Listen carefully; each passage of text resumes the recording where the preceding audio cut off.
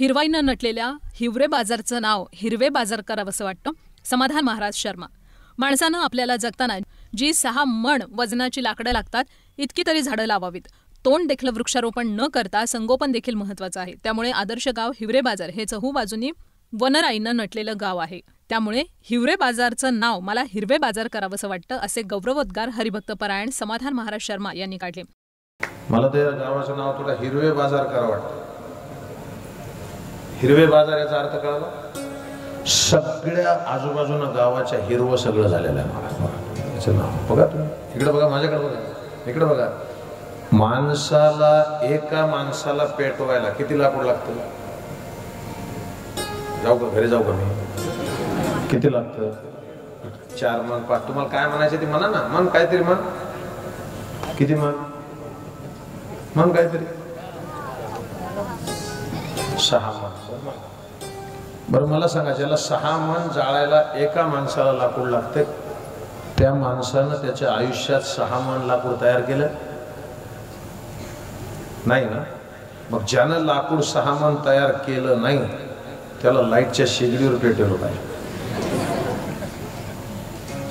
त्याच्यातून मला एकच वाक्य सांगायचं फक्त, की तुम्हाला लागणारं लाकूड जितकं आहे कमीत कमी तितके तरी झाडं लावा, त्याला जगवा, त्याला मोठं करा. वृक्षारोपण मजा म्हणून करायचं नाही. साहेब आले होते 3 खड्डे खोदले.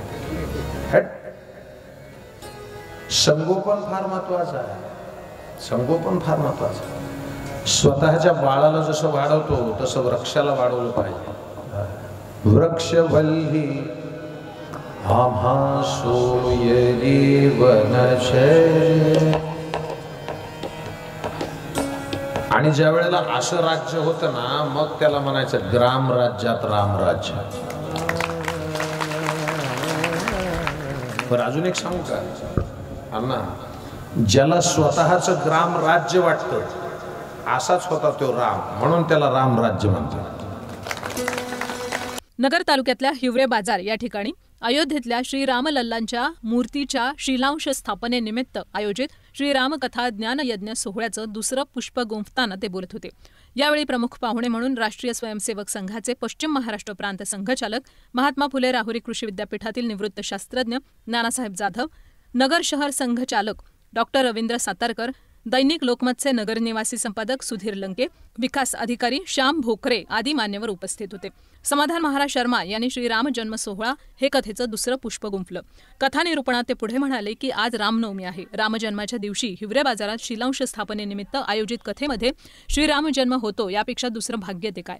ज्याला स्वतःचं ग्रामराज्य वाटतं तो राम, म्हणून त्याला रामराज्य म्हणतात. हिवरे बाजारातली हिरवाई पाहून समाधान वाटतं. वृक्षवल्ली आम्हा सोयरे वनचरे असं राज्य ज्या वेळेला होतं त्यावेळेलाच म्हणायचं ग्रामराज्यात रामराज्य. जे माझं आहे ते जपलं पाहिजे. तुम्हाला लागणारी कमीत कमी झाडं तरी लावा, त्यांना जगवा, त्यांना मोठं करा. वृक्षारोपण मजा म्हणून करायचं नाही. संगोपन फार महत्त्वाचं आहे. स्वतःच्या बाळाला जसं वाढवतो तसं वृक्षाला पण वाढवलं पाहिजे. हिवरे बाजारामध्ये ते झालेलं आहे. त्यामुळे ग्रामराज्यात रामराज्य ही संकल्पना या ठिकाणी रुजली, हे प्रशंसनीय आहे. कथेच्या दुसऱ्या दिवशी कथा ऐकण्यासाठी येणाऱ्या महिला वर्गाला पिवळा रंग देण्यात आला होता. समस्त महिला वर्गानं यावेळी पिवळ्या रंगाच्या साड्या परिधान केल्या होत्या. कथेच्या तिसऱ्या दिवशी लाल रंगाचे वेश परिधान करण्यासाठी देण्यात आला होता. दुसऱ्या पुष्पाची सांगता महाआरतीनं करण्यात आली. गावभरातल्या 100 यजमानांनी सपत्नीक या महाआरतीमध्ये सहभाग घेतला. त्यानंतर महाप्रसाद वाटण्यात आला.